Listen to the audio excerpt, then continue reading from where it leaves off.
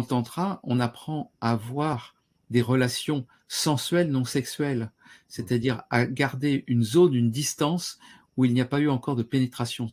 Tout le phénomène, le grand truc qui fait l'attachement, qui fait l'endroit où ça s'attache pour la femme, c'est au moment de la pénétration, et en particulier encore plus quand il y a éjaculation, et encore plus, enfin, quand il y a éjaculation sans préservatif, ce qui n'est pas à faire peut-être la première fois, mais quand il y a ça, en tout cas, il y a comment dirais-je, des hormones qui sont déclenchées, qui font que ça déclenche encore plus l'attachement de manière biologique chez la femme que chez l'homme. C'est l'ocytocine qui est une hormone d'attachement et qui est en proportion beaucoup plus importante chez la femme quand elle a fait l'amour que chez l'homme. Donc, il y a un attachement qui va se faire presque biologique.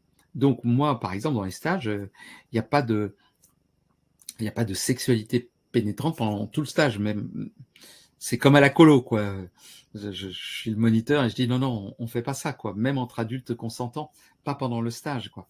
Donc, voilà, ça veut dire qu'il y a une plage que l'on ouvre, qui est une plage de sensualité. Donc, moi, j'invite les femmes à découvrir leur propre sensualité et amener l'homme à passer du temps dans la sensualité pour aller le rencontrer avant de passer à la sexualité pénétrante, qui est, pour la femme, le plus souvent un attachement,